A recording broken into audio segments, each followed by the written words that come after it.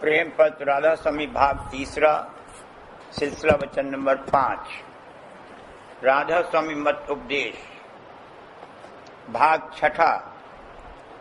वर्णन हाल राधा स्वामी दयाल की दया का वास्ते उद्धार जीवों के और जारी करने उपदेश के आमतौर पर जिस किसी को कि कुल मालिक राधा स्वामी दयाल अपनी दया से साध या उत्तम प्रेमी सत्संगी की गति बख्शें और उसके द्वारे और जीवों की परमार्थी दुरुस्ती करवावें, तो वे उनके परम सेवक होंगे। और बाहर से जिस कदर कार्रवाई समझाने और बुझाने और अभ्यास में मदद देने और भक्ति और प्रेम बढ़ाने की जरूरत है, वे उन साध या प्रेमी सत्संगी के हाथों से करवाते हैं। और अंतर में जिस कदर के मन और सूरज की चढ़ाई के वास्ते और काल और कर्म और माया वगैरह के विघ्नों के दूर करने के लिए मदद दरकार है, वो मेहर और दया से राधा स्वामी दयाल अपने निज रूप से आप करते हैं। क्योंकि वक्त उपदेश के हर एक सूरत का सूत यानी रिश्ता उसके घट में राधा स्वामी दयाल के चरणों से लग जाता है और उसी रिश्ते के द्वारे परमार्थी अभ्यासी की सूरत की प्रार्थना वगैरह की खबर चरणों में पहुंच सकती है। और जब मौज होती है तब दया की धार उसी रास्ते से उतरकर और अभ्यासी को रस देकर उसके प्रेम को बढ़ाती है। और जिस किसी को राधा स्वामी दयाल अपनी मेहर से संत गति बख्शें यानी अपने धाम में बासा देवें, तो उसका निज रूप वही हुआ जो उनका है, यानी शब्द स्वरूप करके एकता हो गई और उसकी मौज वही होगी जो उनकी मौज है। और जो उसके द्वारे जीवों का कार्य करना मंजूर है, तो वो अंतर और बाहर उनकी मौज के अनुसार जो कार्रवाई जीवों के उद्धार के वास्ते मुनासिब और जरूर है जारी करेगा। खुलासा यह है कि कुल कार्रवाई जीवों के उद्धार की कुल मालिक राधा स्वामी दयाल की मौज के माफिक जारी होती है और वे आप निगरानी उस कार्रवाई की फरमा रहे हैं और अपनी खास दया जिस जिस जीव पर जब जब और जैसी जैसी मुनासिब होती है करते हैं और दिन दिन उसकी प्रीत और प्रतीत चरणों में अभ्यास करके बढ़ाते जाते हैं। इस वास्ते कुल जीवों को जो राधा स्वामी मत में शामिल हैं चाहिए कि उनके चरणों का इष्ट मजबूत बांधें और उनके धाम में पहुंचने का इरादा ऐसा पक्का करें कि रास्ते में किसी स्थान पर थक कर या ललचा कर ठहरने की ख्वाहिश न होवे और जो जुगत चलने और चढ़ने की यानी ध्यान और भजन की उन्होंने जारी फरमाई है, उसका अभ्यास बराबर नेम और प्रेम के साथ हर रोज करते रहें और जब जब मौका मिले सत्संग भी करते रहें और संशय और भ्रम दूर करके प्रीत और प्रतीत चरणों में बढ़ाते रहें, तो राधा स्वामी दयाल की मेहर और दया से आहिस्ता आहिस्ता उनका कार्य बन जाएगा। भाग 8वां, वर्णन हाल उपदेशकर्ताओं का और हिदायत मुनासिब उनके वास्ते। जो कोई राधा स्वामी दयाल के सेवकों में से जीवों को राधा स्वामी मत का उपदेश कर देता है, उसके साथ उसके उपदेशी जो साध भाव का बर्ताव करें तो मुजायका नहीं, पर गुरु और सदगुरु और संत भाव कुल मालिक राधा स्वामी दयाल के चरणों में लाना चाहिए। और जो कोई बिलफर्ज किसी उपदेशक सत्संगी के साथ अपनी हट से गुरु भाव का बर्ताव करे तो खैर, लेकिन कुल मालिक और परम पुरुष पूरन धनी का भाव राधा स्वामी दयाल के चरणों में जरूर लाना चाहिए।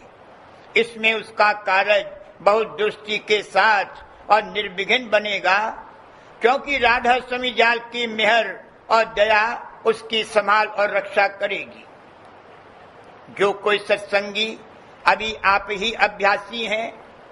और इजाजत और हुक्म के साथ दूसरों को उनसे उपदेश दिलवाया जाता है, तो उनको मुनासिब है कि किसी अपने उपदेशी को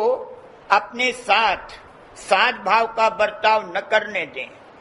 सिर्फ इस कदर काफी होगा कि वे उनको अपना बड़ा भाई समझें, और जो कोई उपदेशक सत्संगी बनजर अपने बचाव के इस कदर बर्ताव भी मंजूर न करे, तो वह अपने उपदेशों के साथ बराबरी यानी मित्र भाव का बर्तावा जारी रखे। और जो कोई उपदेशक सत्संगी किसी किस्म की बड़ाई का बर्ताव न मंजूर करे, तो उसके उपदेशियों को चाहिए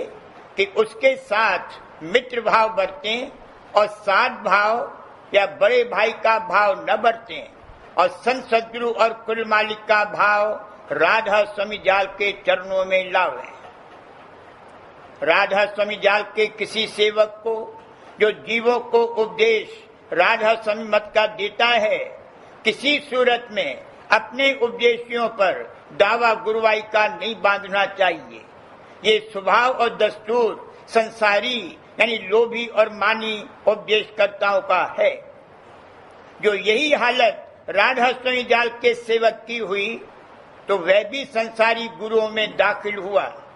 फिर उसके उपदेश से जीवों को असली फायदा बहुत कम होगा,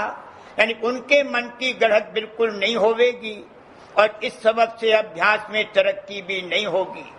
और कर्म भर्म और संशय भी दूर नहीं होंगे। क्योंकि लोभी और मानी गुरु अपने सेवकों से आप डरता रहता है कि कहीं वे उसको छोड़ न देवें, जिससे उसकी आमदनी में खलल पड़े। राधा स्वामी मत में गुरु,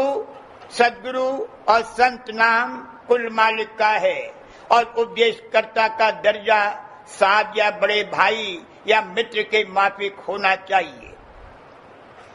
और इसमें भी उपदेशकर्ता को लिहाज रखना चाहिए कि अपनी हालत को परखता चले और मान बढ़ाई और धन की चाह लेकर उपदेशियों से साध भाव का बर्तावा मंजूर न करे, नहीं तो धोखा खावेगा और उसके उपदेश से जीवों को कुछ फायदा हासिल न होगा। कोई अपने आप से गुरु नहीं बन सकता है। जब उपदेशियों को उसकी निस्बत ऐसा भाव आवे और वे उसके माफिक उससे बर्तावा चाहें, तो भी उसको मुनासिब है कि जहां तक बने अपना बचाव करे। और जो वे निहायत दर्जे की हट करें, तो उनके प्रेम और भक्ति के बढ़ाने के वास्ते उनकी उमंग से कम दर्जे की सेवा मंजूर करे, और होशियारी और एहतियात रखे कि उसका मन फूलने न पावे, यानी गुरुवाई का अहंकार न लावे, और किसी बात में बेएहतियाती और बेपरवाही और निडरता के साथ बर्ताव न करे, नहीं तो अपना आकाश करेगा और जीवों को भी उससे थोड़ा बहुत परमार्थी और दुनियावी नुकसान पहुंचेगा। जो उपदेश करता आप सच्चा परमार्थी है, वो आप भी निर्बंध होने का जतन करता रहेगा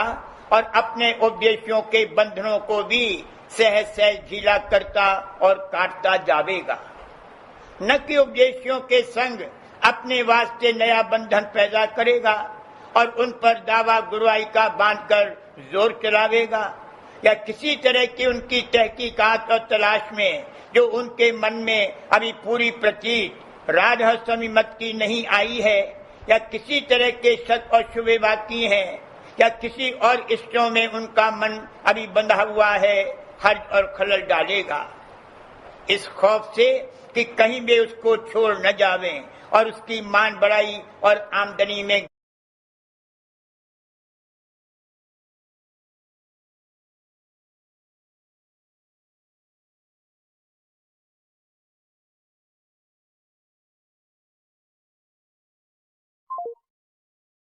न होवे। ये हालत संसारी और नस्ली गुरुओं की है,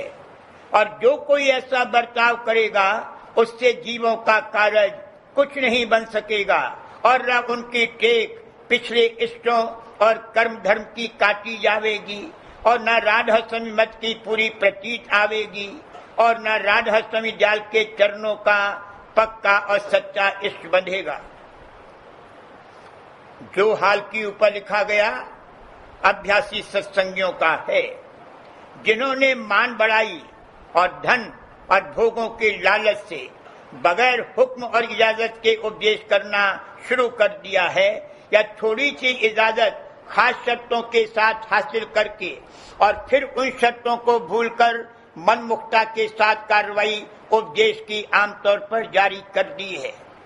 इन लोगों को अपने परमार्थी फायदे का ख्याल पेश नजर रखकर ऊपर की हिदायत के माफिक अमल दरामद करना चाहिए, और जो कोई उनको उनकी नाकिस कार्रवाई से आगाह करके सलाह मुनासिब देवे तो उसका वचन प्यार भाव से सुनकर और अपने मन में गौर और विचार करके मानना चाहिए, न कि उससे नाराज होकर और उसको ईर्ष्यावान समझकर अपने उपदेशियों का गोल जुदा बांधकर और सत्संग से अलहदा होकर अपनी गुरुआई न्यारी चलाना। जो कितने ही साधु या गृह सत्संगी इस तरह की कार्रवाई करेंगे तो बहुत से जुदे जुदे गोल हो जाएंगे और एक दूसरे का आपस में इत्तेफाक न होगा। और जो वे साधु या गृह सत्संगी अपने आप को गुरु और सदगुरु ठाक कर अपनी पूजा और मानता जुदी जारी करेंगे